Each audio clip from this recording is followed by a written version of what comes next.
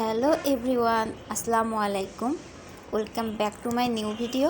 আজকে আমরা চলে এসেছি কিমচি রেস্টুরেন্টে তাদের একটি কম্বো ট্রাই করতে।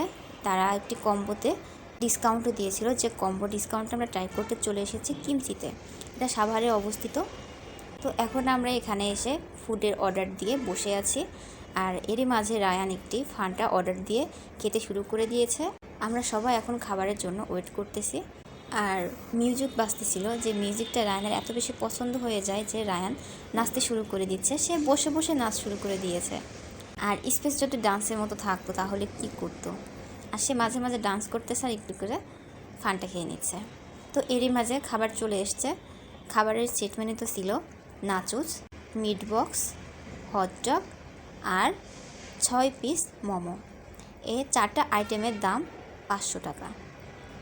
খাবারের কোয়ান্টিটি নিয়ে তেমন আমার কোনো অভিযোগ নেই, কিন্তু খাবারের টেস্ট বলতে গেলে একদমই বাজে, খুবই বাজে লেগেছে খাবারটি।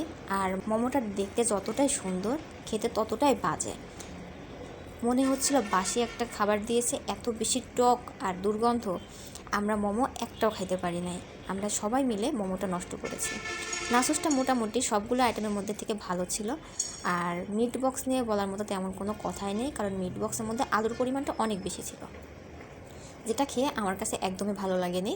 আর হটডগটার মধ্যে সসেজের পরিমাণটা অর্ধেক দিয়েছিল, আর বাকি অর্ধেক আটা দিয়ে বানিয়ে দিয়েছিল।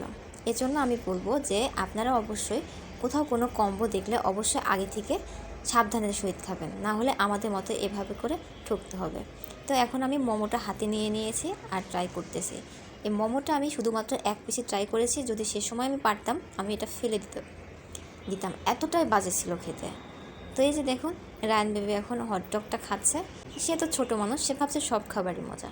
তো আজকের রিভিউটা এ পর্যন্তই। সবাই সুস্থ থাকবেন, সুন্দর থাকবেন। আল্লাহ হাফেজ।